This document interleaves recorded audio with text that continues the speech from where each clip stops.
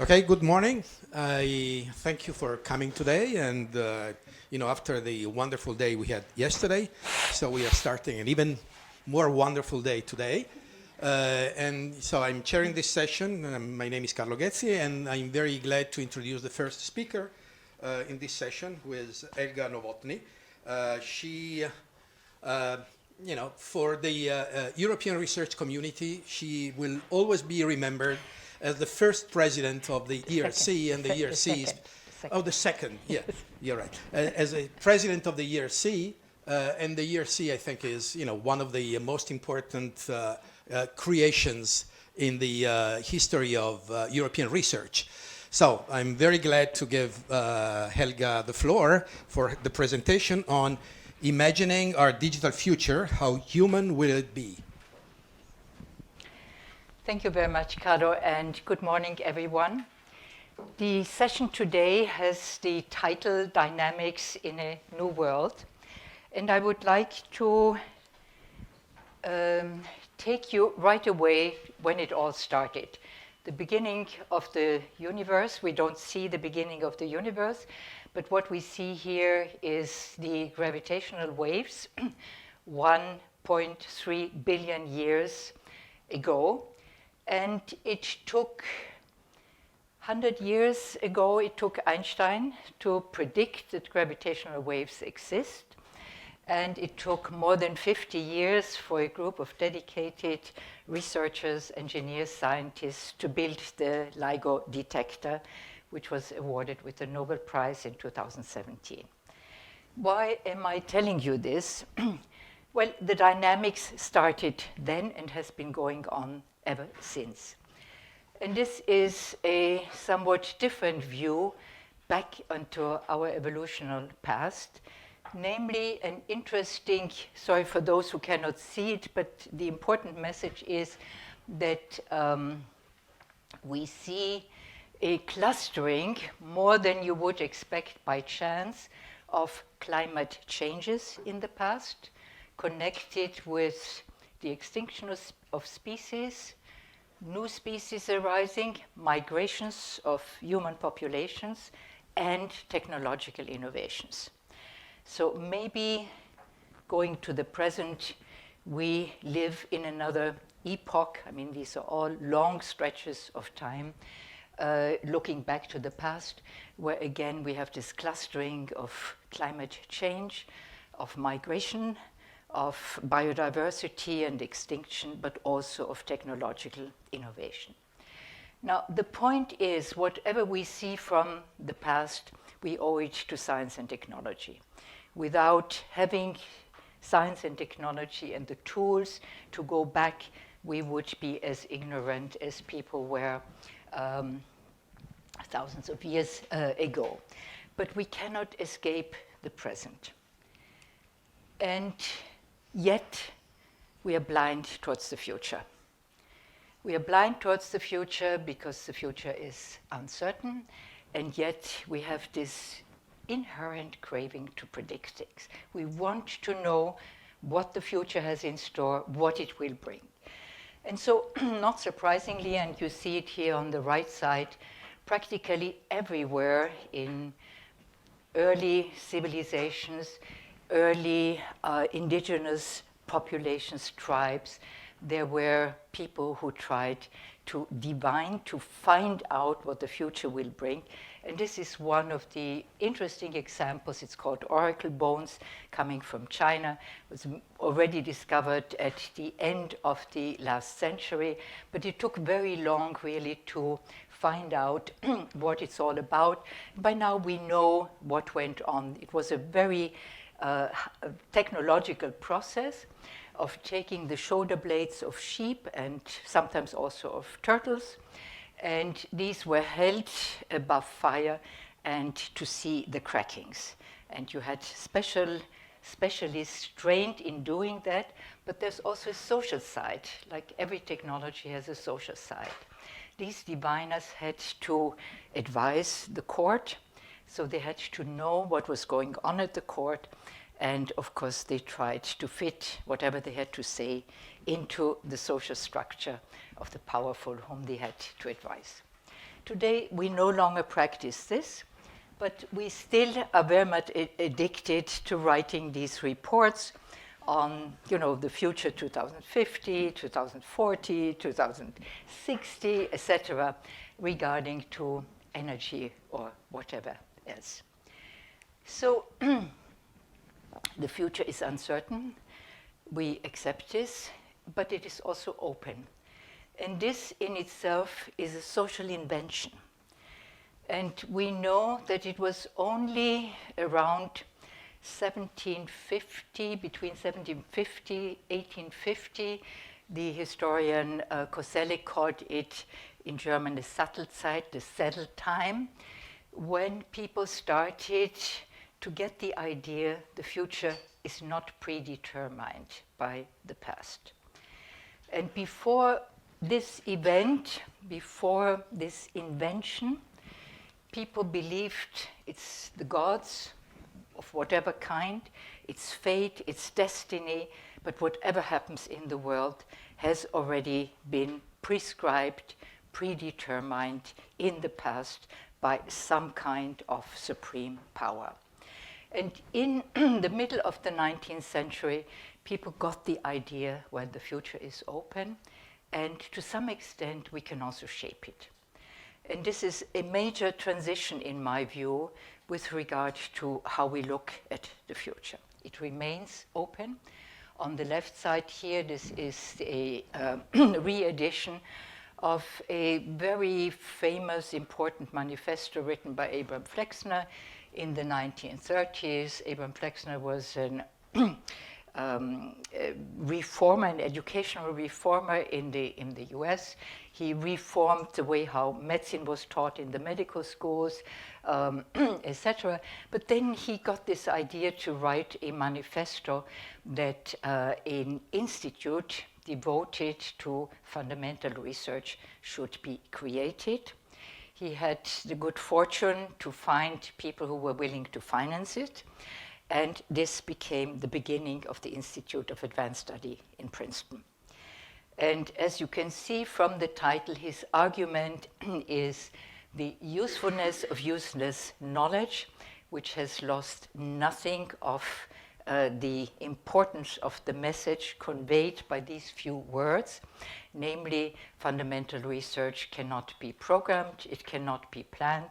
Science proceeds from seemingly useless knowledge, useless considered in the time by funders, by politicians, or by the public. And yet, looking back, we see how many useful things came out of it. And in the manifesto, he has a long list of what came out in terms of usefulness of seemingly useless knowledge. And of course, the Institute of Advanced Study in Princeton became also the home for refugees from Europe during the dark years in our European past who had to flee before Nazism and other forms of totalitarianism. And it became the place where, among other things, John von Neumann and others created the first operating computer. On the right side, this is a reference to my book where I deal with uncertainty. And I was struck during my time spent with the European Research Council, the difference that exists between the way how scientists, researchers approach, confront uncertainty, and how the general public does. And the researchers and scientists, they, especially in fundamental research, they thrive at the cusp of uncertainty. Uncertainty is something that is attractive because you're moving into something that is not yet known, and therefore you are very much at the cusp of something that has not been seen, discovered, or new phenomena not seen before. While in the general public, we have a bit of this craving of certainty.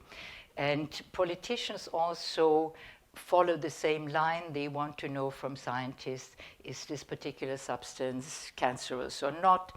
And similar legitimate questions, but they are not satisfied if the answer is what a scientist should say. Yes, under the conditions that, or no, under the conditions that. So they don't want to hear the conditional part of yes or no.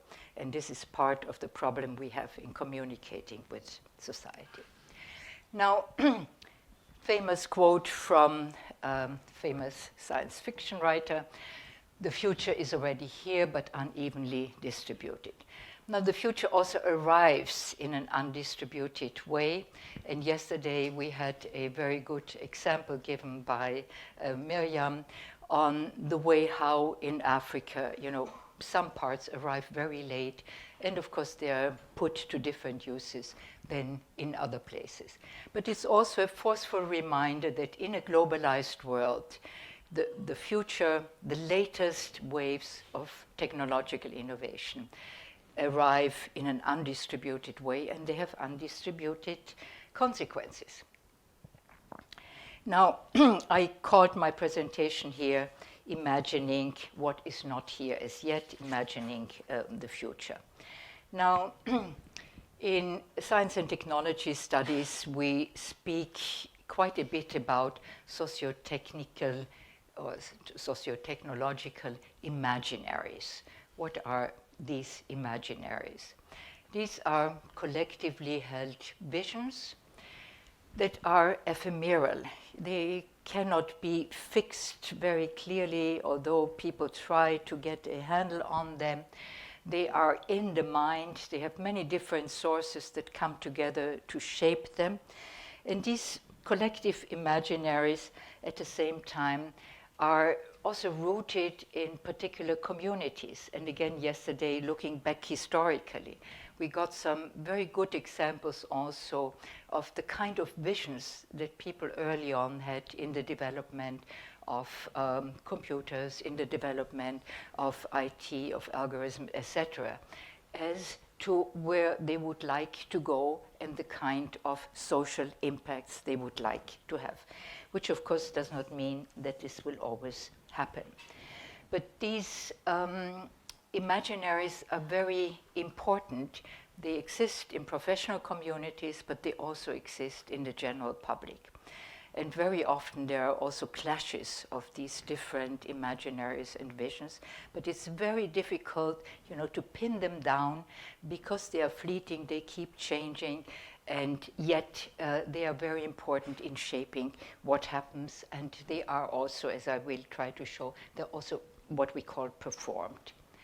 So let me give you one example here which touches on something that, in my view, should be part when we speak about digital humanism, and that has not been mentioned yesterday. We spoke about the impact on work, we spoke about regulation, etc.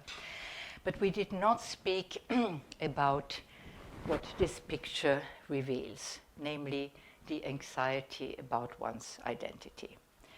This picture is taken from a film, Ex Machina. I don't know whether you have seen it.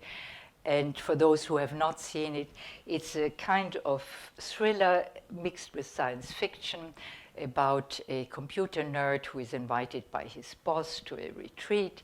But the boss wants to make an experiment with him in having him meet this beautiful woman who is an android.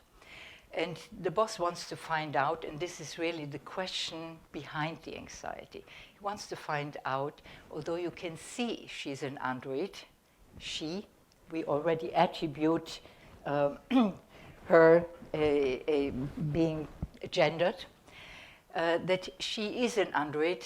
Is it possible that he forms some kind of effective link to her? What I found interesting is the discussion that set in afterwards about the ending of the film. And those of you who have seen the film, I don't know what you make of the ending. But in the end, she betrays both the boss and the young man who fell in love with her.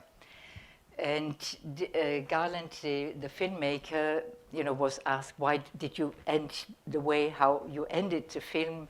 Wouldn't it have been better to have a different ending? And he sticks to it. And I think he's right insofar, and this is part of this imaginary and imagination, because in a way she escaped, she betrayed the two men, she escaped, and this was freedom. And human freedom is something human. So it leaves open, the possibility of this androids evolving to something that is human. So much for science fiction. But this anxiety about one's identity is nothing new. We know from many anthropological accounts, and I've just put up 2 books here on the right, on the left. This is from North American Indians, The Trickster, but also another anthropological account. It's a recurring personality. In Hindu mythology, it's all based on transformation, on morphing from one form into another form. You have this multiplicity of forms of bodies. And the anxiety comes from knowing, who am I? And is the other person real? The ghost stories. What is real? What is not real? I am transformed by magic into something else, be it an animal, be it another person. Where is myself? The book in the middle will come out very soon. And again, there's one figure in it. He falls in love with a woman in place in the future. He falls in love with a woman who is completely indistinguishable from a real woman. But this is a time when technology has made it indistinguishable, but there is a social taboo. And the social taboo is you're not allowed to ask the one taboo question, namely, are you real? And he manages somehow, not to respect this taboo. And then, and this is a hilarious scene, she reveals, I have been made in Düsseldorf. And Düsseldorf is a nondescript German town, but it's kind of hilarious. I have been made in Düsseldorf. So much for these anxieties, and you see there's a human continuation. Technology changes, the way of the social setting. We no longer have ghost stories that were so important still in Victorian times. And yet, this anxiety remains with us. And the social identity is something that is very precarious. This is what this reminds us of. Because social identity comes from recognizing yourself, but the recognition of yourself is based on how others see you and on the recognition of others. And this is part of the problems we face today in terms of ethnic identities and conflicts, ascriptions of certain characteristics that we give to others, but we also have to react to how others ascribe and describe us. And sometimes you have contestations. No, I'm not the way how you see me. I want to be different. And this is part of the conflicts we live right now through. And I think there may be a relationship between living through this period of identity about oneself with the technology that's around us, with selfies, with the endless copying and sharing, etc., which instead of, concentrating of who you are, gives you so many possibilities of who you might be. But then again, you have to be recognized by others as what you want to be or as what you don't want to be ascribed with and to be seen. So, and this will be exacerbated, I think, once we have more social robots around us, once the selfie cult will not abate so quickly, rather it will become more refined. And we will soon reach the stage where we have something like a shadow ID, a shadow identity, be it through our genomic data, be it through other characteristics where all the data that have been collected about us give a profile which is a sort of double. And again, in historical terms, the doppelganger was a famous figure during the Romantic period in Romantic literature. We may see a kind of doppelganger effect. Again, this anxiety about who am I.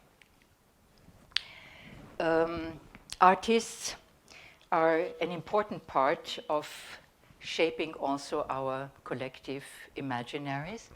And this, they call themselves, in Tokyo it has recently been opened, the first digital art museum. This is not correct because there were other digital art museums before, but nevertheless, Team Lab is a fantastic collective of software engineers, IT, and artists.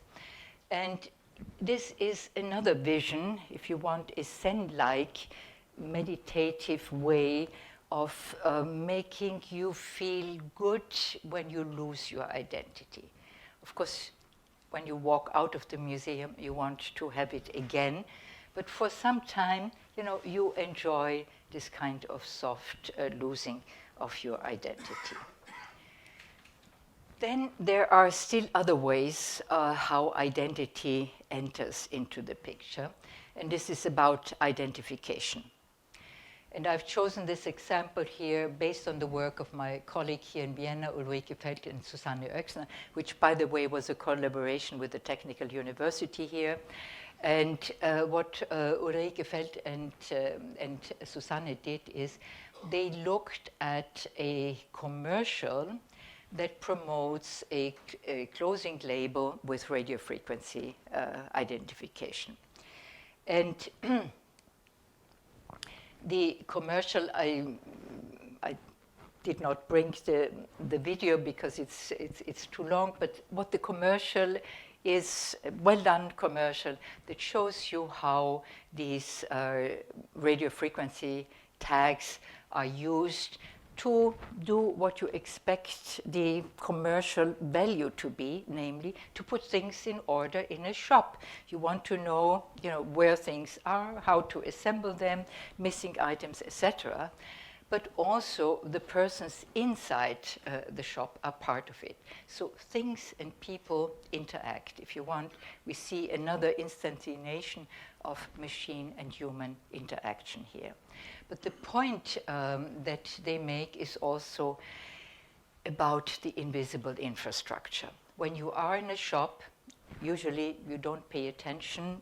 Some people know there is this gate when you walk out against shoplifting, but you don't see the infrastructure that enables it, and you don't pay much attention to the label that is on the cloth that you take out with. And the moment you walk out of the shop, the radio frequency tag is disconnected. But in the future, if the infrastructure becomes the kind of digital Umwelt, I prefer the German word Umwelt, goes back to Uexküll in the 1930s, an ethologist, who was looking at, with the photographic instrumentation available at his time, how a fly sees the world, how a cat sees the world, and compared it to how humans see a world. And all these different kinds of Umwelts. We live in the same environment, but the Umwelt is different. So we have something of a digital Umwelt here. So we are, and this is part of the theme we are dealing with here, we are in the midst of a digital transformation, but the question is which way to go. And here, never mind the details, this is a work of Carlotta Peretz, whom I mentioned briefly yesterday. She is an economic historian.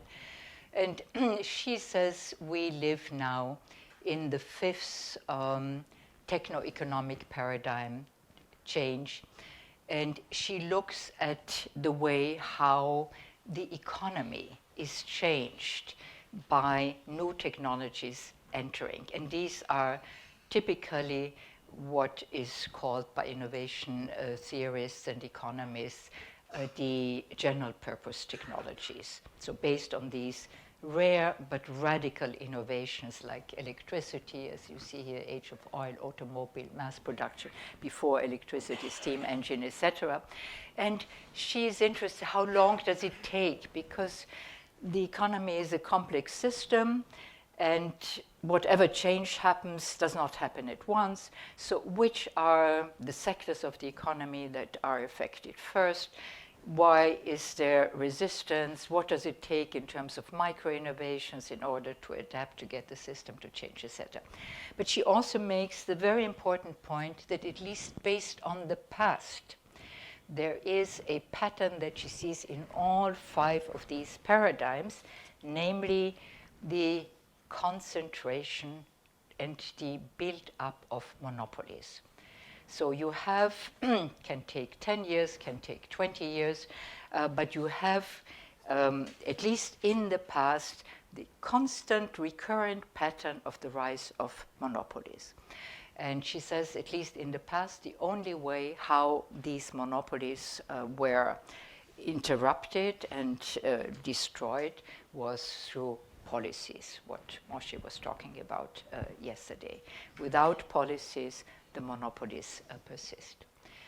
Now, I have to introduce the local hero here, Joseph Schumpeter, who more than 100 years ago wrote this path-breaking work on innovation.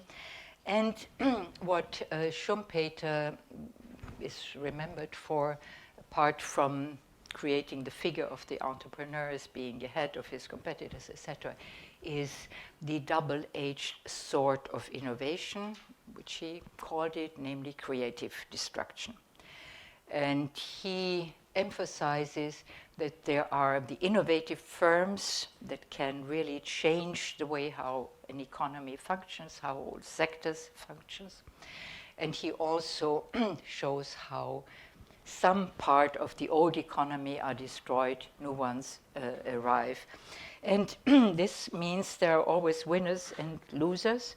This is the nature of a double-edged sword, but also that innovation also looks at the financial conditions already more than 100 years ago, the way how this creative destruction goes about. And I think it is a much richer concept intellectually and scientifically than the word that has gained traction now, namely disruption.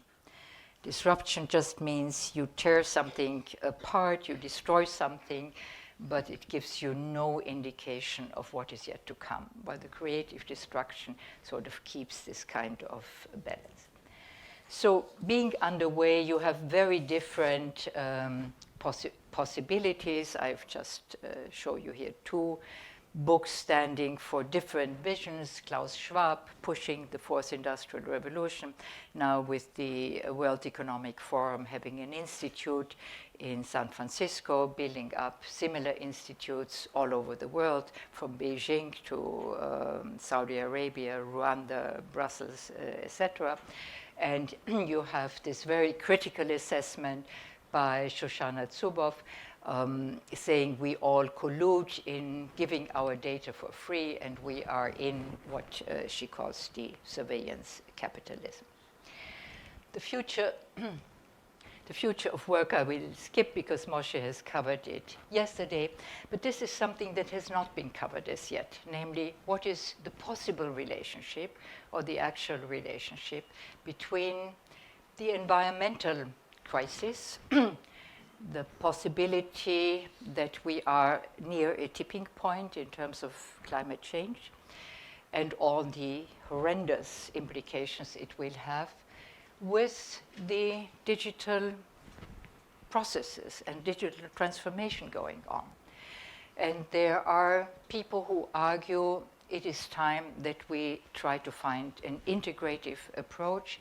Of course, it is obvious the extent to which this kind of technology, sensors, etc., can help us assessing what is actually going on, also helping us to predict what is going to happen. But I think it is also something where, in terms of simulation models, we might have a possibility to engage the general public in this debate. We were speaking yesterday here and there about deliberations, participation, etc., which are very difficult to organize. And yet, one possibility that we have is through simulation models that would allow you and would allow the general public that participates in these engagement to see what are the consequences. If you do so much of this action, what are the likely consequences? If you introduce this policy measure, what are the gains that you might get, etc. And this is, of course, our dilemma, the unintended consequences of our action. Evolution has not equipped us well to go much beyond a sort of cause-effect that was necessary for our survival as a species in this world. And slowly, slowly, we get the means from complexity science and technology in order to look a little bit further and to see the interconnections and the emergence of complexity that is due to the unintended consequences of our action. Now, let me come to what I call the machines and we. And the machines and we, just here my slides, are first of all about data, data, data. They have been called the oil, the raw material, etc. But the data, sorry, the data invite us also to think about imagining where we are going, imagining a world that is not here as yet. And they raise the question, how well are we prepared? As a society, we speak a lot about upskilling, a lot about upskilling, reskilling, upskilling of individuals. But I think we should also consider reskilling and upskilling of our societal institutions. Most institutions we have been built and have been designed for problems of a previous age. And they are not that well prepared and equipped for the problems we face now. And this is something we are all grappling with. And you have questions of ownership, you have a question of who protects what, and we went into this also yesterday. You have the question of stewardship, which is a term that has to do also with caretaking. So we are in for unpacking the invisible. Most people ascribe some kind of power to algorithm. They are mysterious forces, you don't know what they are, so you ascribe agency to them instead of seeing them as a tool that is being used. And this means that we have to be more ready to explain what algorithms do, to admit that they are not perfect, they have flaws. It begins with the quality of data, garbage in, garbage out. So if your data are not good, your output will suffer and your algorithms will be flawed. It continues with inherent biases that come from measuring what can be measured, and what cannot be measured is somehow left outside.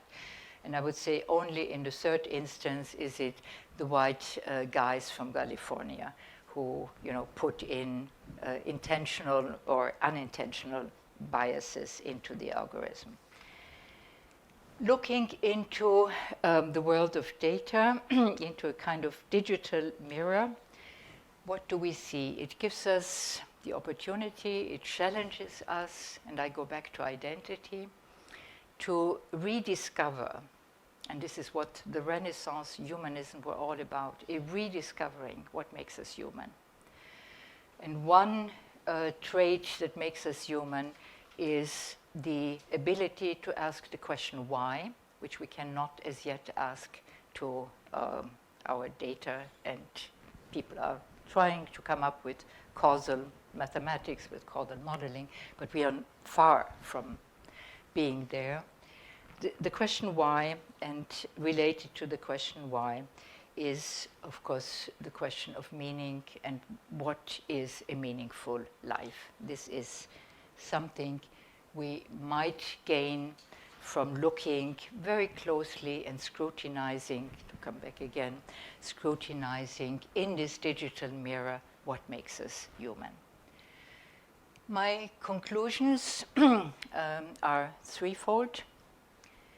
One is a quote by H.G. Wells, who himself did a lot to expand our vision, our imagination. But at the end, he was a very prolific writer. At the end of the First World War, very quickly, he wrote this incredible outline of history. It's a world history where he races through 2,000 years of history, and the book ends with this quote, which is still valid today. I put a quote up here from myself. A year ago, I was invited by Sydney Brenner in Singapore to participate in a symposium and a book on evolution, and I was asked to speak about where we are now.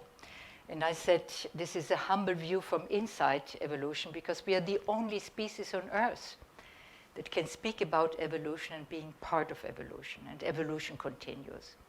And my view of co-evolution is that it's both the technology that continues to evolve because you are discovering evolutionary patterns in the way how you arrange and work with your data.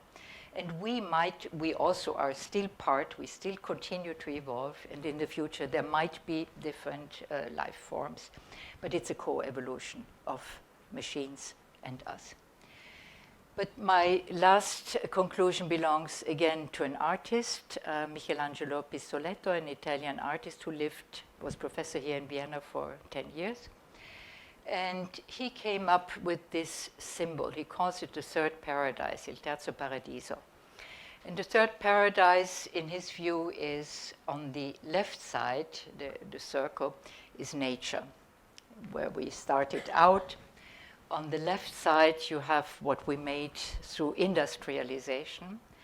But now, in a constant movement, weaving between nature and the artificial world that we have created, is what industry stands for.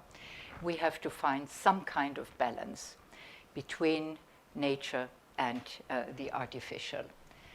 And this is a kind of symbolism and art installation that I think also speaks to everyone here, because we know this is perhaps the most important task ahead. How can we find such a balance? Thank you.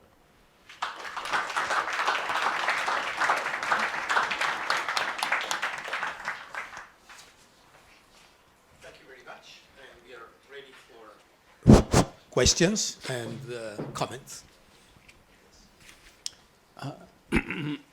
Thank you for this enlightening talk. And I'm really interested in your comment that we need to reskill and upskill our institutions. Mm-hmm. And at the same time, we somehow seem to be totally paralyzed in that arena. And part of the sense of now of technology running amok, and we are kind of being helpless. Mm-hmm. And I wonder, you have some insight. Why is this paralysis? Why this reluctance to try to, for example, there's an issue now of antitrust. And the problem is the antitrust law were written for the 19th century. But instead of saying, okay, let's revise the antitrust law, people are saying, oh, wow, what can we do? So you have some insight on why this paralysis? Well, of course, you always have resistance against change. You have resistance against innovation. That does not so much come from the Luddites, whom we tend to misinterpret, by the way, but it comes from vested interests. So vested interests are part of the way how our society functions. But I also feel, part of the crisis is much deeper, and it's an intellectual crisis. And we tend to have these, it's not about the two cultures, because this C.P. Snow, this was a very British phenomenon in my view. But there is not enough interaction going on between those who work at the forefront of developing the technologies and the social sciences, the humanities, in bridging the gaps and getting a better understanding. And for redesigning institutions, if you go back, you always had contestation, you had people demanding rights. General voting rights did not fall from heaven. It had to be granted by elites because they were afraid they would, lose against the general uprising, or the economy would be destroyed if, everyone protests on the street for days and days, something that we see now in Venezuela happening. So they were afraid, and they were giving concessions. And this is one way how institutions, got going. And I'm afraid, human existence, it's about conflict and cooperation. And we have to strengthen the cooperative part. But I really think it has also to do with changing our mindsets and opening up and seeing. And from this point of view, I think this gathering is a fantastic opportunity, really, to say there are possibilities of speaking to each other, and to not just to say, social sciences or humanities, something either that you look down upon or that you say it's just hindering our work and what we do, but really to foster a critical thinking and a critical dialogue. And then, of course, you have to translate it into politics. There is no other way. Thank you. You, I think, rightly pointed to the agency of things. And I guess that's always been there, but now it becomes much more visible as the things start to talk to us and make decisions. So they're sort of like becoming actors. But this also kind of means that they're not just actors in our social realm, but they're the boundaries between us as humans and the things that we embed ourselves in are sometimes blurred, depending on whatever actions we do. And you kind of came to the point that it's for us very critical to kind of think about what makes us human and define that relationship between humans and things, and what that means for us as a humanity. But with these kind of increasingly blurry boundaries between humans and machines, do we need to draw a sharp boundary? Do we need to kind of think about where technologies end, where humans start? And how do we have that conversation? I think the time of sharp boundaries is gone. This is what modernism tried to establish, straight lines, grids, and it worked for some time. And it no longer works. And in a way, we have to consider the interfaces, three kinds of interfaces, and get them in the complexity in which they interact with each other. First interface is between humans and machines. Second interface between machines and machines. And the third interface between humans and humans. But all this is interconnected, and we are in a complex system. And if you look back, biologists have been working, and it's fascinating work, on the major transitions in evolution. And while evolution does not have a goal, it has no telos. But what you can see is with every major transition, there's an increase in complexity. We don't understand why this is happening, but there is an increase in complexity. And this means we have to prepare ourselves mentally in terms of our institution, in terms of skills, in terms of getting the population behind it, somehow to get to grips with this complexity of the interfaces. And they are all dynamic. So going back and drawing boundaries, erecting borders, to what we see happening now, it's the wrong way. It's a step in the past, and it will get us nowhere. Instead, we have to learn how to, navigate and see a little bit further in this complex world with the help of complexity science, with the help of simulation models that allow you at least to, to see what would happen if. This what if question is also very important. But you are right that it will not work. Are machines slaves? I mean, the question of slavery. All this discussion yesterday about ethics was how should machine decisions respect humans? It was nothing in the other direction. I mean, we humans, we share feelings with animals. Everybody who ever owned a dog or a horse knows this very deeply. And with the more artificial intelligence, we share the possibility to recognize data. We are very good in recognizing small data, but we are very bad in recognizing big data. So, I mean, this is maybe a, yeah, okay. Yeah, no, I think in the end you need human judgment. We need a sharpening of our critical thinking. We need an education that recognizes you have to get already children to develop and to cultivate better judgment. And for me at least, I think we may be too narrow in the ethical discourse that we have right now. And we need also to broaden our point of view and look at institutions that might work. I would, like to link it. For instance, in every judiciary system, another social invention that has developed and evolved in different ways over many centuries. In every judiciary system, you have decisions by judges, by humans. Let's leave aside whether machines can replace judges. But as a human citizen, you have the right to go to the next higher court. You have the right to recourse. Something like this needs to be built in.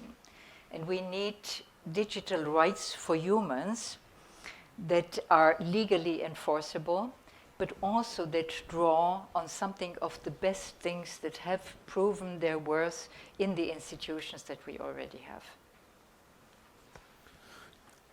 I was struck by your notion of intellectual crisis, and thinking about it, I think it's also related to this digitalization because it's the speed of change. We don't have time anymore to think and to reflect, and also looking at your revolutions, you see that the time span is always shrinking. It was really hard to get you all here so that you have time for 2 days. Many of those I invited, they said, we don't have time to think about it. I invited the management of the university, who has the objective of digitalization, the university. I invited them and they told me, we don't have time for such a stuff. Being here, I mean. So I think it's somehow, there is this dimension of speed of change, I think, which is also related looking into the future and how we could interfere with it. Maybe we have to slow down, to take time for having a 2 days workshop and to reflect and to think. I believe that innovation starts locally. It starts in the mind of a few people that come up with new ideas and that are able to convince other people and that the ideas should be shared. And usually by sharing, ideas evolve and become better. And if you go back to be it the Renaissance, be it the Enlightenment, and there are libraries of books that have looked at how did it develop. It started out by people who were in London, in Paris, in St. Petersburg, in Novara, in different places in Europe, who started to connect with each other. And they came from different backgrounds. They belonged to a certain stratum of the population. They were curious, they could read, they had access to books, to means of sharing information. It was very important to have this communication. The Royal Society, in London, when it started in the 17th century, one of the privileges it got from the monarchy was uncensored communication with other academies in other parts of Europe without censorship. And therefore, this is the lifeblood to communicate. Science is about communicating our validated ideas, or validated them by submitting them to the organized skepticism of the community. So we need this. So I think you start out with people who are willing to share their ideas, to build up something. And then we have the principle of self-organization. Again, if you look back, how did the Enlightenment, how did the Renaissance spread? You find a principle of self-organization that is working. And you know about self-organization and how it works. So why not, trying to apply it here?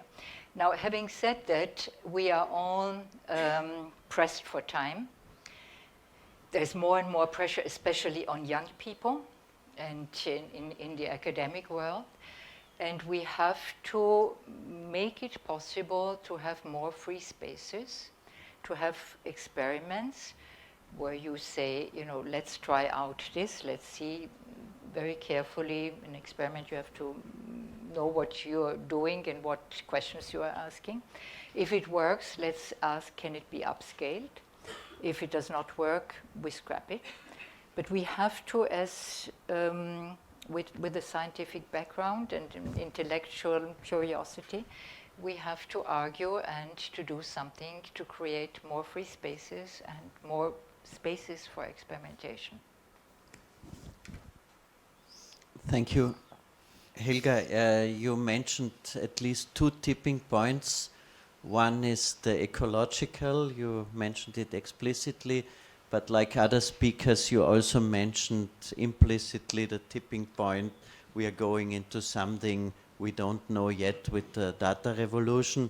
With the climate tipping point, alas, we know where we are heading, yeah? At least most of us know. And for that, we are quite cool, all of us, isn't it? We all will, in 5 minutes, use some social media. All of us will board the plane tomorrow or today or in a few weeks, and we will continue with all kinds of life habits.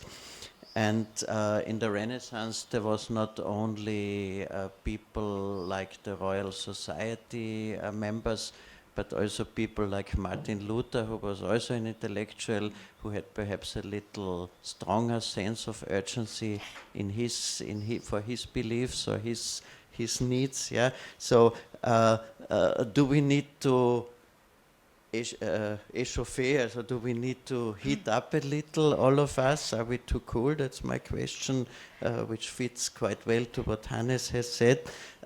And do we need some real interdisciplinary work on behavioral change? That's the thing where my inner self says, "Oh, I don't want to change my behavior. I like what I'm doing," but I see a certain disconnection between our analysis and our sense of urgency. Thank you. No, you're right. I mean, understanding in itself does not mean you act according to your understanding. This is true for everyone. And there's also a phenomenon that psychologists have alerted us to, which is called local optimism and global pessimism. If you ask people, regardless where, they find reason that the world around them, the immediate world, is okay, but the world, you go to your neighborhood or further into your village or city or country, everything is going down the drain. And we have to recognize with these cognitive biases, Kahneman and Amos Tversky have done wonderful work in alerting us to where are our unconscious cognitive biases that influence our action. But even that does not mean we will act accordingly. So you are completely right. There is this gap between understanding and doing. And in order to get people to do something, you need to look not just into behavioral economics or can you nudge people, etc., incentives, important as they may be. You also have to look into collective action, and you have to look into the history of social movements, and bring all this knowledge together. No single discipline has an answer to your question, and it is only by combining the different approaches and insights that we can hope to make progress. We have to stop here. Your talk touched the bleeding side of many of us, because there were many hands raised and I had to say no, including mine. I didn't ask my questions. So thank you very much for your stimulating presentation.